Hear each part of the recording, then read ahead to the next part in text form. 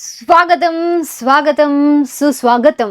આજના લેક્ચરમાં આપ સૌનું સ્વાગત કરવામાં આવે છે.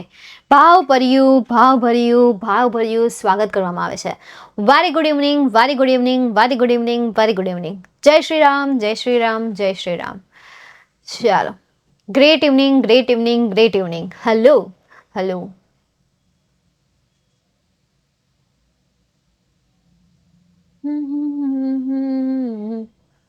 જય શ્રી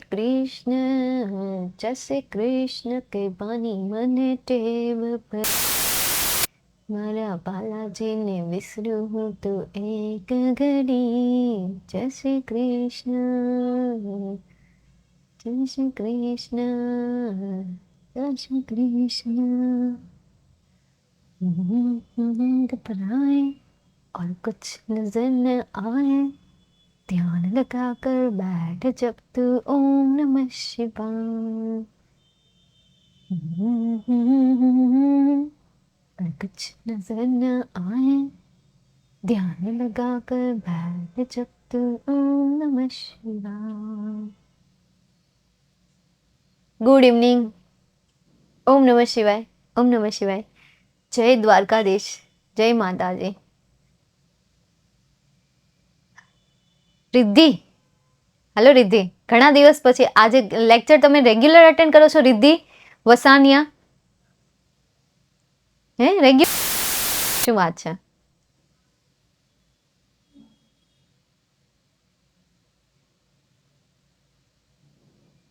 બધા અમારે જેમ બોલતા ન હોય, ના ન હોય. એ તો બહુ ડાઈ હતી. કા કેટલી રિદ્ધિઓ હતી ત્યારે આપણે 11મા ધોરણમાં? કેટલી રિદ્ધિઓ હતી? 3-4 તો હતી જ તેને ને. 3 હતી કે 4 હતી? 2 નહોતી પ્રેમ. 3 હશે, 3 તો હશે જ તે.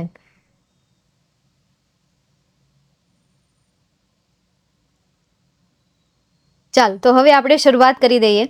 આજના લેક્ચરમાં આપણે તમારી જે લેપવિંગની બુક છે એમાંનું પહેલું રીડ જોવાના છીએ, જેનું નામ છે the birdman. The birdman of India. પહેલું રીડ છે પક્ષીનો માણસ, બર્ડમેન. એને પક્ષી પ્રેમી કહેવામાં આવે છે કારણ કે પક્ષી પ્રેમી હતો એટલા માટે. ચાલો જોઈએ. There are many birds around us. જેમ મેં તમને કાલે કહ્યું એમ આજે આ ચેપ્ટરની એટલું પૂરું થશે એટલું હું કરી, બાકીનું તમારે જાતે કરવાનું રહેશે. There are many birds around us, whether it is city or a village.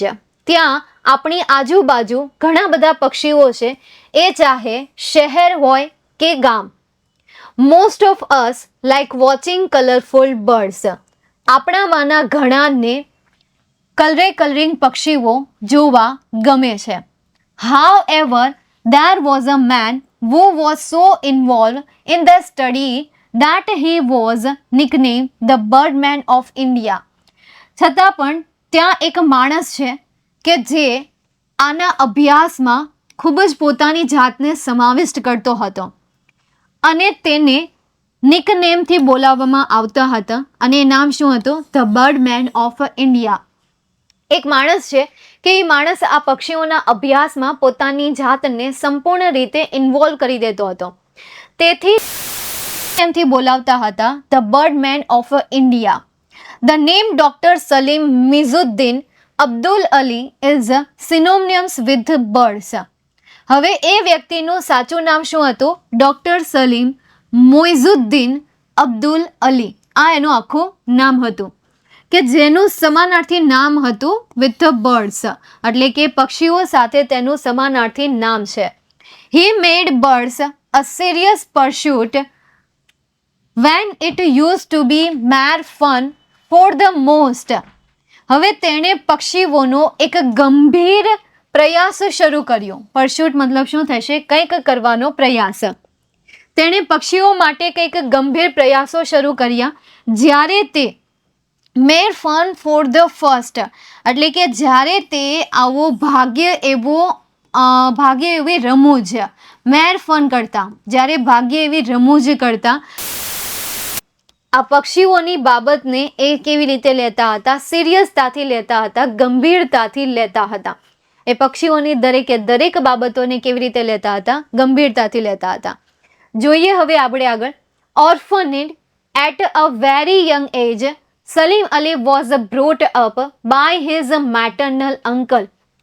ઓર્ફનડ મતલબ કે અનાથ થઈ ગયો હતો.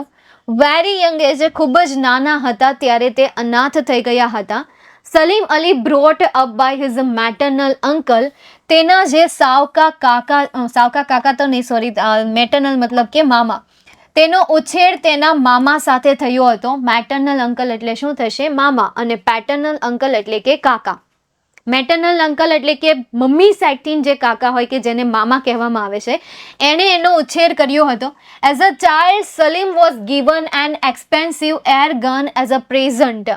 જ્યારે તે નાનો, સલીમને એક કિંમતી હવાઈ બંદૂક આપવામાં આવી હતી.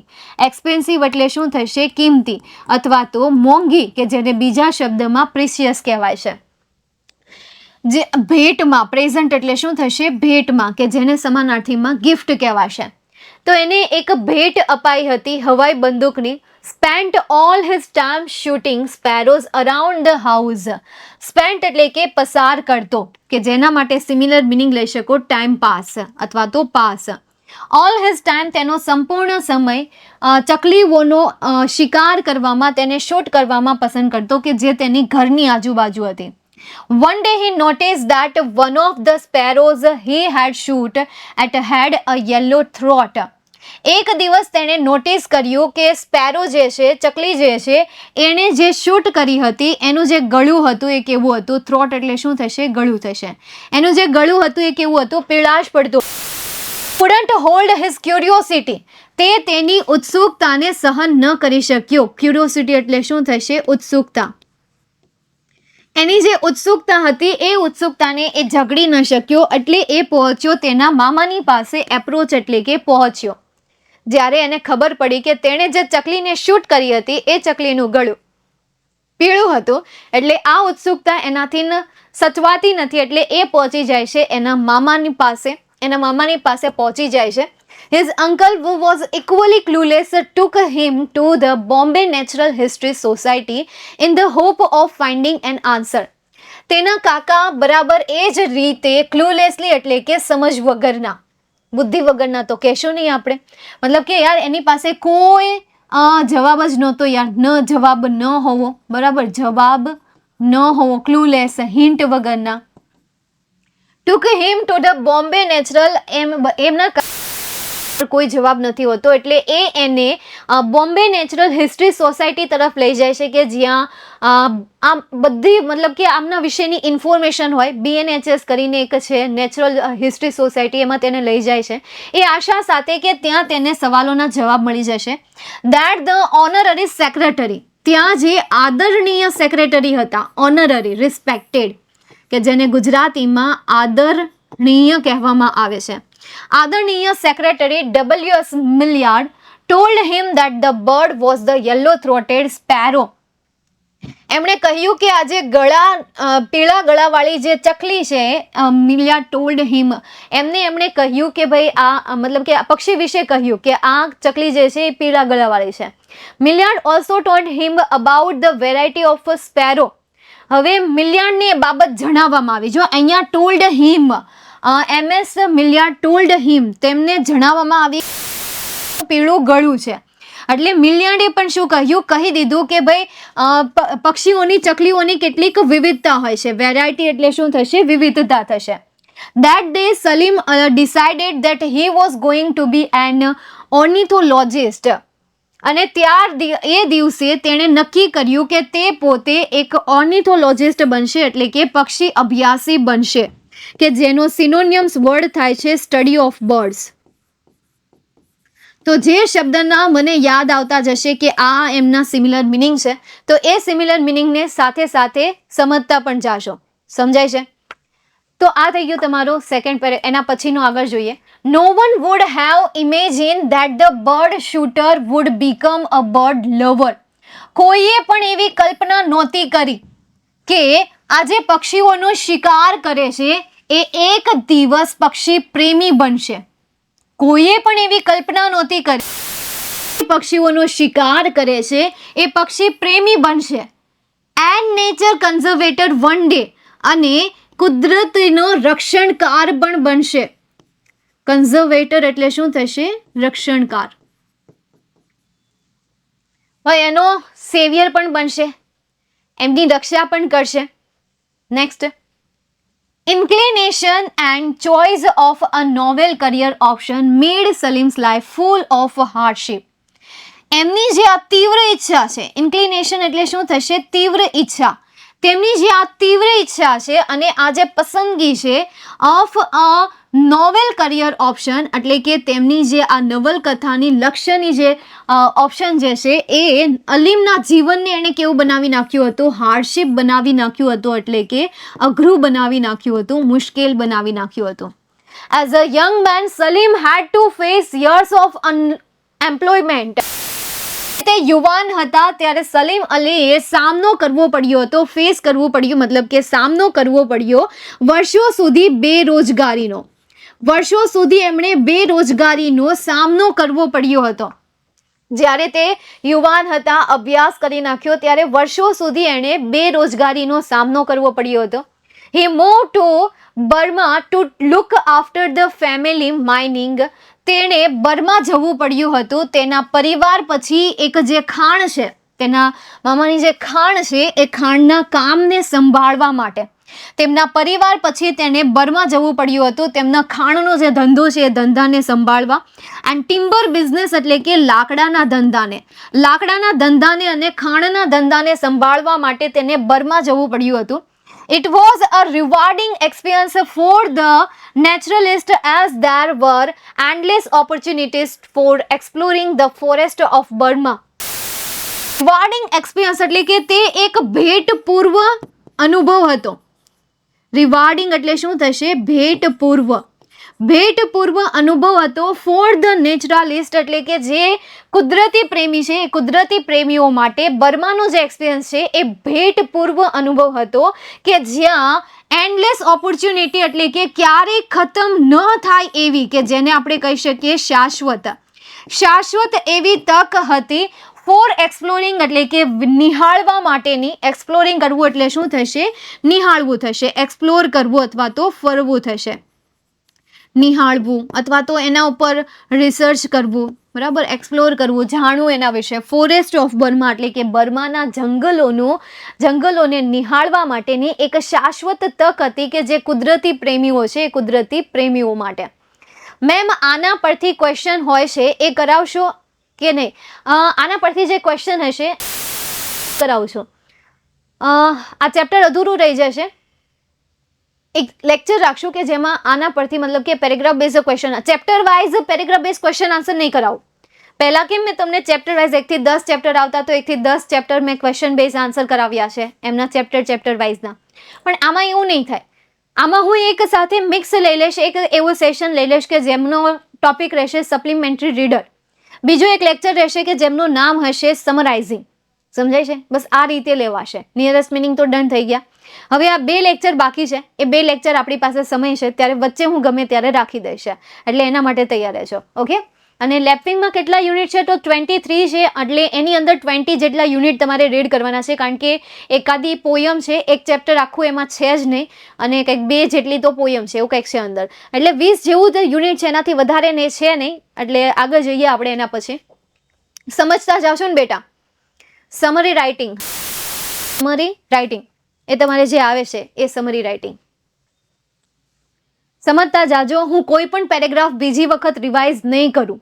હું આ એક પેરેગ્રાફને એક જ વાર રિવાઇઝ કરવાની છું. તો જે શબ્દ ન સમજાતા હોય એ સમજતા જાજો અથવા તો લખતા જાજો. લેક્ચર પૂરો થાય પછી તમે જાતે સર્ચ કરી લેજો. નેક્સ્ટ આગળ જોઈએ શું થાય છે. After returning to India, Salim tried to get a job as an ornithologist with the Geological Survey of India. As returning to India, જ્યારે તે પાછા આવે છે ભારતમાં ત્યારે સલીમે જોબ મેળવવાના પ્રયત્ન કર્યા. શેની જોબ મેળવવા માટેના? તો ઓર્નિથોલોજિસ્ટની. એ પણ કોની સાથે? તો ઝૂઓલોજી સર્વે ઓફ ઇન્ડિયા સાથે ઓર્નિથોલોજિસ્ટની જોબ મેળવવા માટે પ્રયત્ન કર્યા જ્યારે તેઓ ભારત પાછા, but was rejected since he did not have an MSc or PhD degree. પરંતુ તેમને રિજેક્ટ કરી દેવામાં આવે છે કારણ કે તેની પાસે MSc અને PhD ની ડિગ્રી હતી નહીં. He decided to study further to acquire eligibility for the job. તેણે નક્કી કર્યું તે આગળ અભ્યાસ કરશે જરૂરી લાયકાત માટે. એલિજિબિલિટી મતલબ શું થશે? લાયકાત. જરૂરી લાયકાત માટે, જોબની જરૂરી લાયકાત માટે તે આગળ અભ્યાસ કરશે તેવું તેણે નક્કી કર્યું. Salim went to Germany. Salim Germany ગયા and got trained under Professor Stresemann, an acknowledged ornithologist in Berlin. તે જર્મની ગયા અને તેણે આજે પ્રોફેસર સ્ટ્રેસમન જે છે એમની સાથે એમણે તાલીમ લીધી. ટ્રેન એટલે શું થશે? તાલીમ લેવી. એમની સાથે એમણે તાલીમ લીધી અને સાથે હતા, પ્રખ્યાત હતા. એકનોલેજ એટલે શું હતા? પ્રખ્યાત હતા, જ્ઞાની હતા. જ્ઞાની ઓર્નિથોલોજિસ્ટ હતા ઇન બર્લિન એટલે કે બર્લિનમાં જ્ઞાની એવા પક્ષીશાસ્ત્રી પ્રોફેસર સ્ટ્રેસમેનના અંડરમાં તેમણે આ અભ્યાસ કમ્પ્લીટ કર્યો જર્મનીમાં. નેક્સ્ટ એના પછી આગળ, however when he came back to India, છતાં પણ જ્યારે તે ભારત પાછા આવ્યા, he found out that there was still hardly any opportunity in his professions. જ્યારે તે ભારત પાછા આવ્યા ત્યારે તેને ફરીથી એવું જાણવા મળ્યું કે ત્યાં માંડ મળે એવી તકો છે તેને લાયક, તેના આ હોદ્દાને લાયક માંડ ઓપોર્ચ્યુનિટી મળે એવા ચાન્સીસ છે એવું એને જાણવા મળ્યું. have given up in disgust. ભાઈ કેટલાક બીજું જો કોઈ માણસ હોત ને તો એ આવી ડિસ્ગસ્ટમાં, બરાબર, ડિસ્ગસ્ટ મતલબ કે યાર અણગમામાં, ભાઈ એ આવા જે મતલબ કે આમાં જે મતલબ દોડધામ ભરેલું છે, હેક્ટિક છે, આ હેક્ટિકમાં કોઈ પણ હાર માની જાય, બટ નોટ સલીમ. પરંતુ સલીમે હાર ન માની. He decided to create an opportunity. તેણે નક્કી કર્યું તે એક એવી તક ઊભી કરશે. He went to the Bombay Natural History Society and offered his free services for conducting regional ornithologist survey. તે બોમ્બે નેચરલ સોસાયટીમાં જાય છે, હિસ્ટ્રી સોસાયટીમાં, અને ત્યાં તેને ઓફર કરે છે એક ફ્રી સર્વિસ. શેના માટેની free service? For conducting regional ornithologist survey. Conducting એટલે કે ક્રિએટ કરવું, એટલે કે ધાર્મિક, પક્ષીશાસ્ત્રી, સર્વે એટલે કે એમની જાણકારી, કે એમણે એની ફ્રી જાણકારી આપવાનું શરૂઆત કર્યું, મતલબ કે યાર ભાષણ આપવાનું શરૂઆત કર્યું એણે. BNHS જે હતું એમને એ ત્યાં જાય છે અને ત્યાંના જે સ્ટુડન્ટ હોય, ત્યાંના જે પણ હોય છે એમને ઓફર કરે છે કે તે આ ઓર્નિથોલોજિસ્ટની જે જાણકારી છે એ જાણકારી ફ્રીમાં આપશે. Says Salim Ali, it is a seldom one gets an opportunity in life to do what one wants to do. It is seldom one gets. એટલે કે યાર ભાગ્ય કોઈક એવી વ્યક્તિ હોય કે જે આ તક, તેના જીવનમાં જે આ તક આવેલી હોય ને એ તકને મેળવી શકે છે કે જે ખરેખર ઈચ્છતા હોય છે. સલીમ અલી શું કહે છે કે ભાગ્ય એવી કોઈ એવી વ્યક્તિ હોય છે કે જે તેમની લાઈફમાં જે તક હોય છે એ તકને એ મેળવી શકતા હોય, કે જે એ ઈચ્છતા હોય, એવી કોઈ વ્યક્તિ હોય. I think the best result are those when you are doing something worthwhile which you enjoy doing without the motivation of material reward. I think મને એવું લાગે છે કે એક શ્રેષ્ઠ પરિણામ આર ધોઝ એટલે કે તેમાં છે, શ્રેષ્ઠ પરિણામ તેમાં છે જ્યારે યુ આર ડુઈંગ સમથિંગ, તમે કંઈક કરી રહ્યા છો, વિચ કે જેમાં યુ એન્જોય ડુઈંગ, તમે એને કરવામાં આનંદ માણી રહ્યા છો, વિધાઉટ ધ મોટિવેશન વગર ઓફ મટીરિયલ રિવાર્ડ, કોઈ પણ પ્રકારના સામગ્રીની ભેટના મોટિવેશન વગર તમે જે કાર્ય કરવામાં આનંદ માણી રહ્યા છો અને તમે એને કરી રહ્યા છો તો એ એક બેસ્ટ પરિણામ હોઈ શકે. ઇન શોર્ટ આ લાઈનમાં તમને શું કહેવા માંગે છે કે બેસ્ટ પરિણામ કોને કહેવાય? જ્યારે તમે કોઈ કાર્ય કરી રહ્યા છો અને એ આનંદ લઈ રહ્યા છો વિધાઉટ એની રિવાર્ડના મોટિવેશન વગર, મતલબ કે ભેટના મોટિવેશન વગર તમે એમાં કાર્ય કરી રહ્યા છો, તો એને શું કહેવાય છે? બેસ્ટ રિઝલ્ટ કહેવાય છે. બધાના અલગ અલગ પોઈન્ટ ઓફ વ્યૂ હોય, બધાના સેમ તો હોવાના નથી. આમનું કેવું શું છે સલીમ અલીનું, કે એ પોતે અત્યારે એવું કાર્ય કરી રહ્યા છે કે જેમાં એને ભેટ ન મળે ને તો પણ ચાલશે, તો પણ એને હાલશે. એટલે એ એવું કહે છે કે તમે એવું કામ કરો છો અને એ કામના બદલામાં વધારે પડતા કોઈ મોટા ઇનામની એક્સપેક્ટેશન રાખીને નથી બેઠા, તો I think A best result છે. અને આ સાચી વાત છે, પરંતુ એમાં રહેવું બહુ અઘરી વાત છે. આજનું જે કોમ્પિટિશન ડે ચાલી રહ્યો છે, એ જ ચાલી રહ્યો છે, મોડર્ન એજ ચાલી રહ્યું છે, એ સો કોલ્ડ મોડર્ન એજમાં ખરેખર એ રીતે એ થિંકિંગ પોઈન્ટથી, એ થોટની સાથે મે બી આગળ નહીં જઈ શકાય. એટલે લાઈક સંદીપ સર. હા, ચાલો નેક્સ્ટ. તો આવું કંઈક કહે છે. એના પછી it was his sincerity that won him many awards.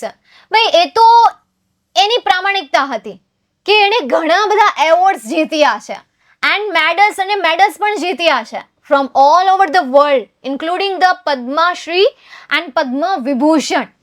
એટલે કે તેણે વિશ્વમાં ઘણા બધા મેડલ અને ઘણા બધા એવોર્ડ જીત્યા છે કે જેમાં પદ્મશ્રી અને પદ્મભૂષણનો પણ પદ્મશ્રી, પદ્મભૂષણ, પદ્મવિભૂષણ, હજી એક છે આઈ ડોન્ટ નો, બટ એમાંથી એણે પદ્મશ્રી અને પદ્મવિભૂષણ નામનો એવોર્ડ જીત્યો.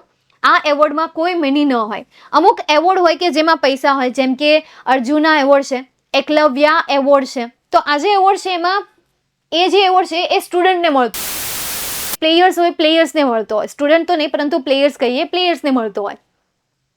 તો આ જે એવોર્ડ છે એ એવોર્ડમાં અમુક પૈસા હોય છે કે જે ગવર્મેન્ટ પ્રોવાઈડ કરે છે. 10 લાખ to 15 લાખ એટલા પૈસા હોય, એકદમ ઓછા ન હોય. 10 લાખ ઓર 15 લાખ, સમજાય છે? પણ આવા નથી હોતા. Salim Ali was a true nature lover and his love for the wild life is express in his autobiography. જો એ એક સારા એવા સ્પીકર હતા, એમણે પોતાની રીતે કંઈ નથી કર્યું. જ્યારે એમણે પોતાના માટે કંઈક શોધવાની શરૂઆત કરી ત્યારે ભારતમાં ભાગ્યે કોઈ એવી વસ્તુ આપણને જોવા મળે કે જેનાથી એને જોબ મળી જાય અથવા તો પોતાનું કંઈક એ કરી શકે. એટલા માટે એણે ફ્રી સર્વિસ આપવાની શરૂઆત કરી અને એના દ્વારા એમણે આટલું બધું નામ કમાયા. તો સલીમ અલી જે છે એ સાચા પ્રકૃતિ પ્રેમી છે, and his love for the wild life અને તેમનું જે વન્યજીવ પ્રત્યેનું જે પ્રેમ છે ઇઝ એક્સપ્રેસ એટલે કે રજૂ થયો છે ઇન હિઝ ઓટોબાયોગ્રાફી, એટલે કે તેમના ઓટોબાયોગ્રાફીમાં. The fall of a sparrow, સ્પેરોમાં તે પડ્યા, ચકલીમાં પડ્યા. Where he calls the wild life a capital, કે જ્યાં તેણે વન્યજીવને કેપિટલ કહી છે, કે જ્યાં એની ઓટોબાયોગ્રાફીમાં એને વન્યજીવને શું કહી છે? કેપિટલ કહી છે. એન્ડ અસેટ્સ, અને સાથે સાથે મિલકત પણ કહી છે. Sees the interest on the capital must be use. આ જે કેપિટલ પરનો જે ઇન્ટરેસ્ટ છે, વ્યાજ જે છે, એનો ઉપયોગ થવો જ જોઈએ. While living the capital itself intact. જ્યારે આપણે કેપિટલને પોતાની રીતે જ્યારે મતલબ કે એમની કેપિટલ જે છે પોતાની જાતે જ્યારે છોડીને જાય છે ત્યારે એની ઉપરનો જે વ્યાજ છે એ વ્યાજનો યુઝ થવો જોઈએ. This is how I interpret valuation and believe that a future generation should enjoy the same fun with that I had. This is how I interpret. અને ત્યારે હું કેવી રીતે માનું છું કે ભાઈ વન્યજીવનું આપણે સંરક્ષણ કરવું જોઈએ. This is how I interpret. એટલે કે હું કેવી રીતે એમાં ફાળો આપું છું, કેવી રીતે માનું છું કે ભાઈ વન્યજીવનું સંરક્ષણ થવું જોઈએ, કન્ઝર્વેશન એટલે કે સંરક્ષણ થવું જોઈએ. અને માનવું જોઈએ ભાઈ એ રીતે પણ માન્યતા રાખવી જોઈએ કે ભાઈ આપણું જે ભવિષ્યની જે પેઢી છે એ પેઢી આપણે જે રીતે આનંદ માણ્યો છે, સેમ જે આપણે જે રીતે ફન કર્યું છે, સેમ એ રીતે એ લોકો પણ આનંદ માણી શકે. એ માટે આપણે વન્યજીવને સંભાળવા જોઈએ, એમનું રક્ષણ કરવું જોઈએ, એમનું સંરક્ષણ કરવું જોઈએ. એ પોતે પર્સનલી માને છે, એ પોતે પર્સનલી રિફર કરે છે. ઓકે,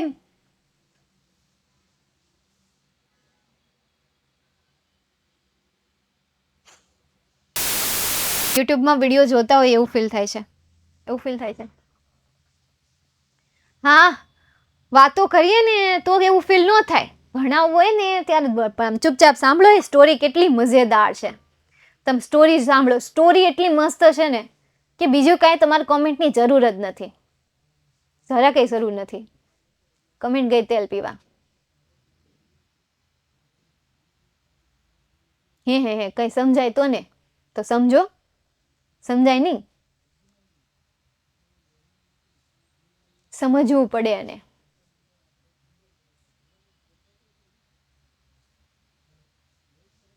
નક્કી ફરિયાદ તો પૂરી થવાની જ નથી. આ ઓલી મીટિંગ જેવું થાય, વાલી મીટિંગ.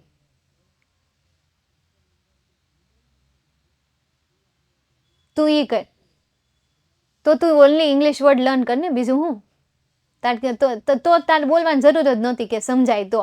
જો તું ખાલી ઓન કરી રહ્યો હોય તો તું કેવી રીતે લર્ન કરે? જરાક ઈ મને કહેતો. ખાલી ઇંગ્લિશ વર્ડ લર્ન કરી રહ્યો છો તો એ ખાલી ઇંગ્લિશ વર્ડને લર્ન કરવા માટે સમજવું જરૂરી છે ને. તો કાં તો તારું પહેલું વાક્ય ખોટું છે, કાં તો તારું બીજું વાક્ય ખોટું છે. હવે સિલેક્ટ કરી એની વન.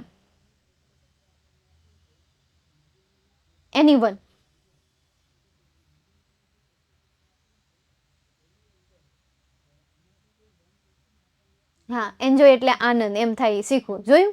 તો શીખ જ છો ને. એન્જોય એટલે આનંદ. કેવડો અઘરો શબ્દ છે, જો તો તું શીખી ગયો. તો આના ઉપરથી સાબિત થાય કે તારું પહેલું વાક્ય ખોટું છે. પાછળનું બધું સેમ થતું હોય ને રાઇમિંગ વર્ડ કહેવાય. સમજણ? રાઇમિંગ વર્ડ સેમ જેવા લાગતા હોય ને એને આપણે કહીએ રાઇમિંગ વર્ડ.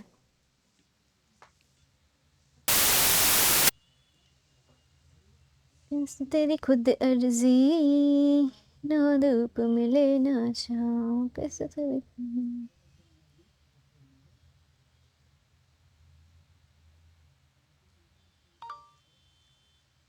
ઇન્ટેક અકબંધ. અકબંધ.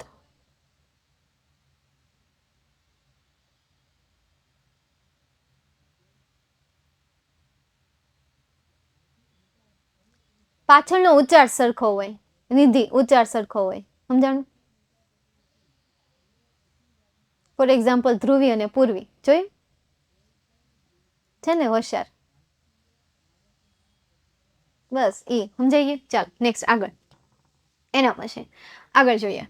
The Birdman is survived by his book on birds that a small group of people used to and endure for the conservation of the wildlife.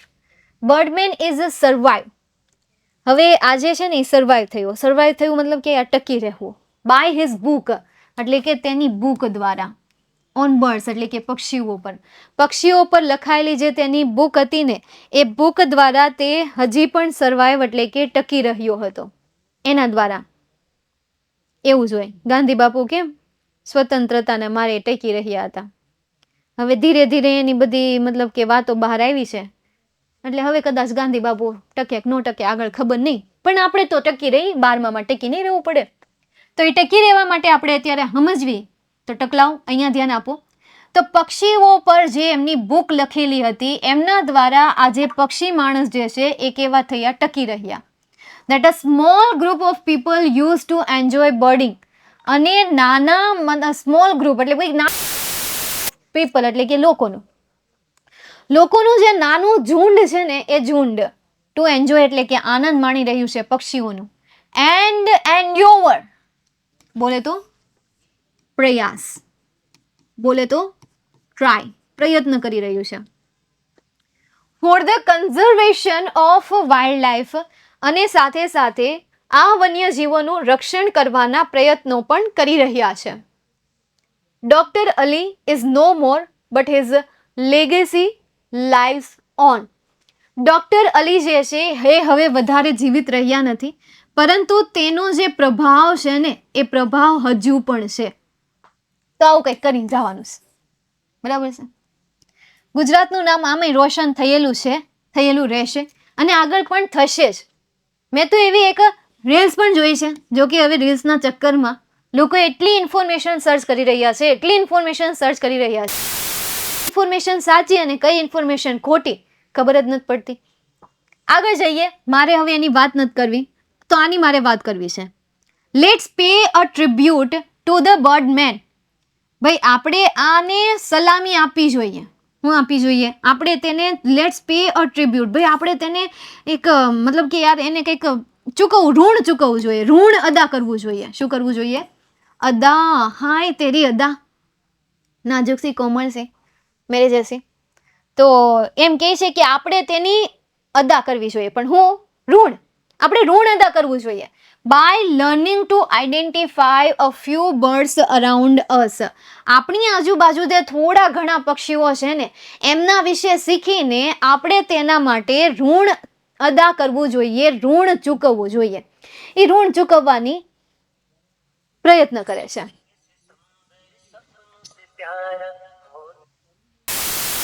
તો આપણે એમનું શું કરવું જોઈએ? ઋણ ચૂકવવું જોઈએ. તો ઋણ ચૂકવી દઈએ આપણે. નેક્સ્ટ આગળ જઈએ. બિફોર યુ સ્ટાર્ટ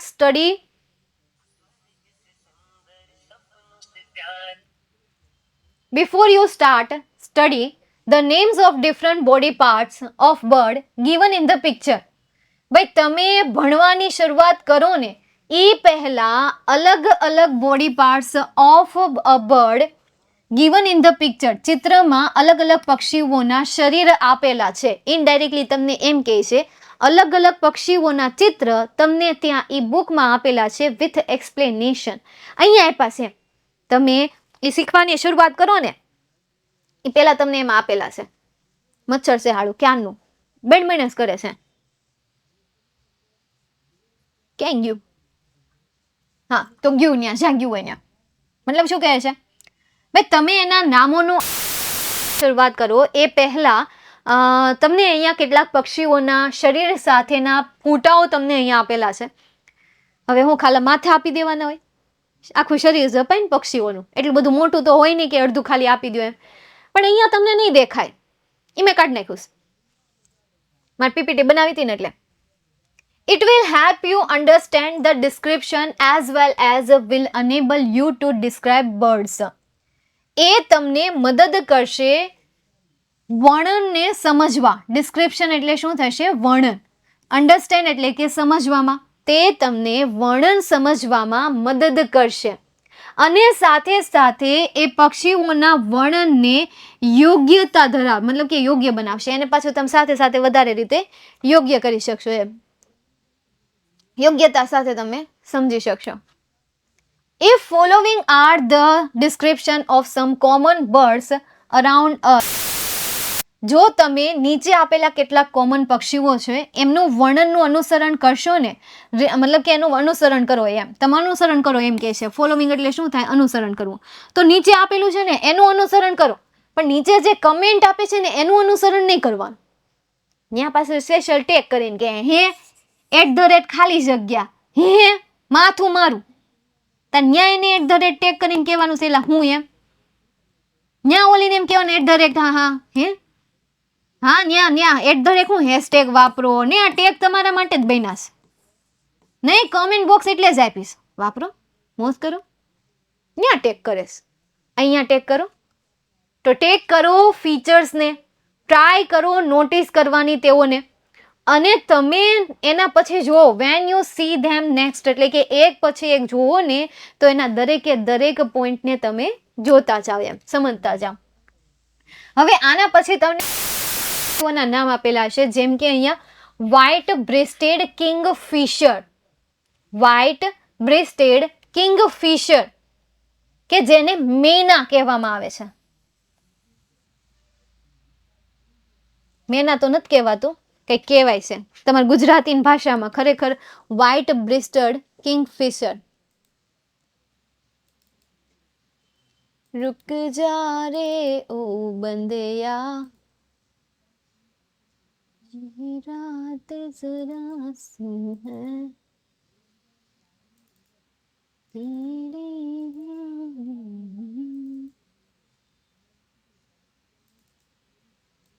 जो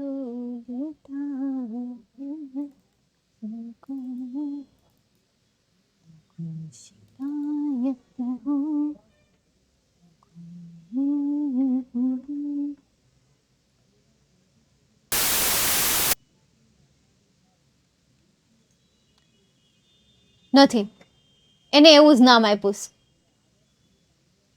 એવું જ નામ છે. ચાલો, તો white vested Kingfisher one type of bird કે જેમની સાઇઝ મેના અને જે કબૂતર છે એ કબૂતરની વચ્ચેની સાઇઝ છે, બિટવીન વચ્ચેની સાઇઝ અંદાજે 28 centimetre.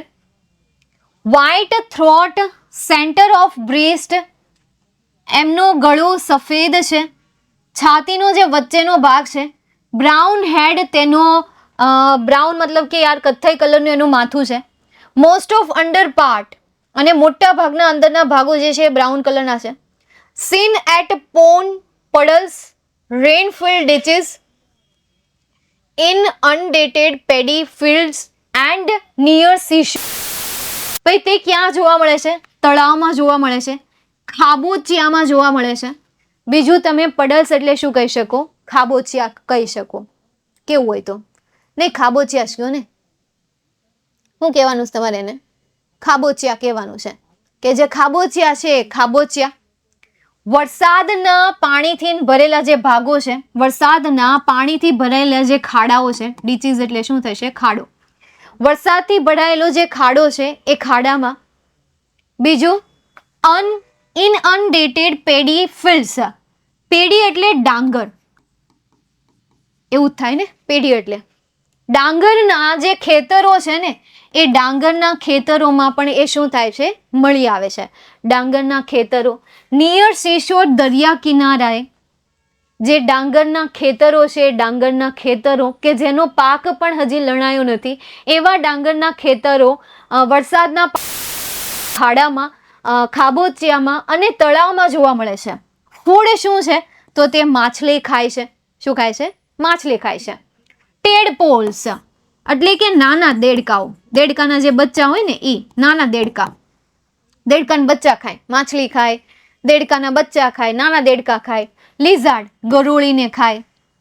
Grass hopper, grass hopper ગુજરાતીમાં તમે તેને તીતી ઘોડો કહો છો. શું કહો છો? તીતી ઘોડો કહો છો. તો આ તીતી ઘોડો એન્ડ અધર ઇન્સેક્ટ્સ એટલે કે બીજા જીવજંતુઓને. એમની નેસ્ટિંગ સિઝન કઈ કઈ છે? તો માર્ચથી લઈને જુલાઈ એ એમની નેસ્ટિંગ સિઝન છે. માર્ચથી લઈને જુલાઈ સુધીની જે છે એ એમની નેસ્ટિંગ સિઝન છે. ઓકે, હા, ઈ એવું ખાય, બરાબર, આવું આવું ખાય, ઈ એવું એવું જ ખાય. ઈ પણ મારે નહીં, સમજાણ તમને. નેસ્ટિંગ એટલે શું થાય? માળો. નેસ્ટિંગ મતલબ કે માળો બનાવવાની ઋતુ. એ માળો આમાં બનાવે માર્ચથી લઈને જુલાઈ. એટલે પક્ષીઓના માળા બનાવવાની ઋતુ જે છે ને એ ફિક્સ હોય. અમુક પક્ષીઓની ફિક્સ હોય ને અમુક પક્ષીઓની ફિક્સ ન હોય, બરાબર. હવે એના પછી એક છેલ્લું જોવાશે એ આપણે જોઈ લઈએ. બીજું છે, એનું નામ એવું છે ઇન્ડિયન રોબિન. શું છે? Indian Robin. અને એનું કદ કેટલું છે? ચકલી જેટલું છે, 19 centimetre. A black bird with a white patch on wings. હવે એ જે છે કાળું પક્ષી છે અને સફેદ પાંખોની જોડ સાથે, સફેદ પાંખોની જોડ સાથે કાળા રંગનું પક્ષી છે. મતલબ કે પાંખો યાર સફેદ જેવી હશે, મોઢું કંઈક કાળા જેવું હશે. રેડિશ વેન્ટ, બીજું આપણે કહીએ રેડિશ વેન્ટ, લાલ કલરની જાળી જેવું, લાલ કલરની જાળી જેવું પડતું હોય. ઇન્ડિયન રોબિન જોવા દો તો આપણે અહીંયા સર્ચ કરશું ને, રોબિન હુડ, ઇન્ડિયન રોબિન, પાછળ લખું બર્ડ્સ, એટલે ભૂલથી નહીં કોઈ માણસ નો આવે, સમજાણું?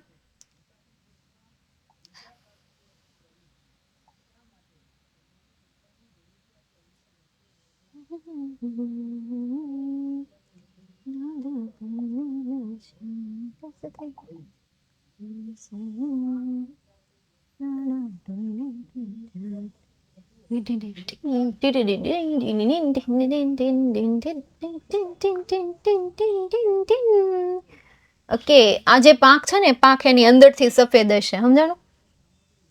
અંદરથી સફેદ, અંદર તડકો ન પડે, અહીંયા બહાર તડકો લાગતો એટલે કાળું થઈ જાય, એટલે આને ઇન્ડિયન રોબિન બર્ડ્સ કહેવાય, Indian robin birds. This is your Indian robin birds. બસ આવું જ દેખાય. લ્યો, મને તેમ કે કેટલું કોઈ જ એવું દેખાય સાતો. મેલ હેઝ વ્હાઇટ શોલ્ડર્સ. હવે જે મેલ પક્ષી હોય ને એને સફેદ ખંભા હોય. કેવા ખંભા હોય? સફેદ ખંભા હોય. And black under parts. અને જે નીચેનો ભાગ હોય ને એ કાળો હોય છે. નીચેનો ભાગ કાળો હોય છે. ફૂડ શું ખાય? તો જીવડા ખાય.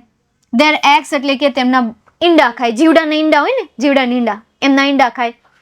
વોર્મ્સ એટલે કે કીડા. શું થાય? કીડા. કીડા મકોડા કયો ને, એમાં વોર્મ્સ એટલે શું થાય? કીડા થાય. પછી સ્પાઈડર્સ. સ્પાઈડર એટલે કરોળિયા. હવે ઈ માળો ક્યારે બનાવે? એપ્રિલ થી લઈને જૂનમાં શું કરે છે? ઈ માળો બનાવે છે. હજી એક પક્ષી વિશે લઈ લઈએ. બીજું જે પક્ષી છે અને એ પક્ષીનું નામ અહીંયા છે લોરા. એમની સાઈઝ પણ કોના જેવી છે? ચકલી જેવી છે. કાળા કલરનું છે, પીળા કલરનું પક્ષી વિથ 2 વ્હાઇટ વિંગ બાર્સ. બે સાથે male and female are better deficient by a black tail. હવે આ જે નર અને માદા જે છે એ માદાને આપણે તેમની કાળી પૂંછડી દ્વારા ડેફિશિયન્ટ કરી શકીએ છીએ, એટલે અલગ પાડી શકીએ છીએ. Crown and mantle of breeding males vary from and uniformly black to black mix with much yellow on mantle. મતલબ અજાણતાથી કાળા અને ભૂખરા રંગના પક્ષીનો ઉછેર જુદી રીતે કરાય છે. કંઈક એવું કહેવા માંગે છે. ફરી એક વખત, કાળી પૂંછડી દ્વારા નર અને માદાને વધુ સારી રીતે આપણે સમજી શકીએ છીએ. અને અજાણતાથીના જે કાળા કલરના જે મેલ પક્ષી હોય છે, vary from uniformly black to black mix, એટલે કે આ જે ભૂખરા રંગના પક્ષીઓ છે એમનો ઉછેર કઈ રીતે કરાય છે? જુદી રીતે કરાય છે. Crown and mantle of breeding. Breeding એટલે શું થશે? ઉછેર.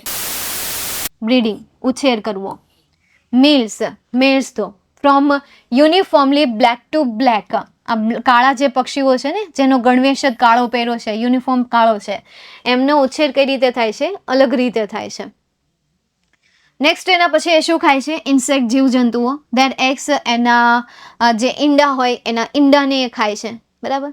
બીજું આપણે કહી શકીએ લાર્વિયા, એટલે કે તેમનો બહુ કર્યો આને તો કોલ, વધારે પડતો કોલ થઈ ગયો.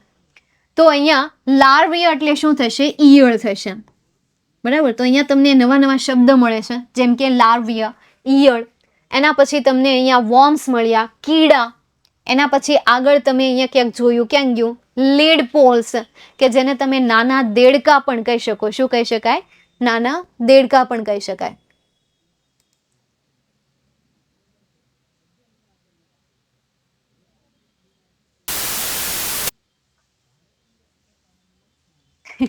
મગજ જાય, દૂર રહેજે. આ તો કાંઈ નથી. ચાલો, તો હવે મને નથી ભણાવું. કેટલી વાતો કરો છો તમે. આની જગ્યાએ 10માં હોત ને તો હાચી ખીજાઈ ગઈ હોત. તમે મોટા છો, હું મારે તમને કે કરવું? ભાન તો પડે જ છે. હા, એ તમે મોટા થતા હતા ને, એ તમે જોઈજો, ભણતા રહેજો બેટા. અત્યારે તો કાંઈ તમને બધા કે ભણો ભણો, પછી કોલેજમાં જાઓ ને કોઈ ફોર્સ નહીં કરે તમને. હા, તમને બંધી બનાવીને રાખશે કે ભાઈ કોલેજના ટાઈમમાં તમે અહીંયા જો, બીજે ક્યાંય જાઓમાં ફોન પણ ઘરે જાય, પણ તમને ફોર્સફુલી કોઈ નહીં કે એક એક શબ્દ કેમ અહીંયા તમને સમજાવતા હોય કે ભાઈ આ એટલે આ થાય, આ એટલે આ થાય, એક એક શબ્દ તમને સમજાવતા હોય. પણ પછી એવું નહીં થાય. પછી તમારે સેલ્ફ સ્ટડી કરવી પડશે. અમુક શબ્દો જે છે તમારે જાતે સમજવા પડશે, જાતે લર્ન કરવું પડશે. બરાબર છે. હવે અત્યારની જે મોડર્ન એજ છે એ તમારા કોઠા સુધી સારો છે તો અત્યારે એનાથી ચાલશે એવું નથી. હવે અત્યારનું જે મોડર્ન એજ ચાલે છે એમાં તમારે થોડુંક તો સ્ટડી જોઈશે જ. સ્ટડી વગર તો કાંઈ હાલશે જ નહીં. એના વગર તો કાંઈ નહીં, કાંઈ ઉખાડી નહીં શકીએ આપણે. એટલે ભૂલી જાઓ. બરાબર છે. ચાલો, તો અહીંયા સુધી આજનો સેશન રાખું છું. મળીએ નેક્સ્ટ સેશનમાં. See you soon. Catch you later. Bye and take care.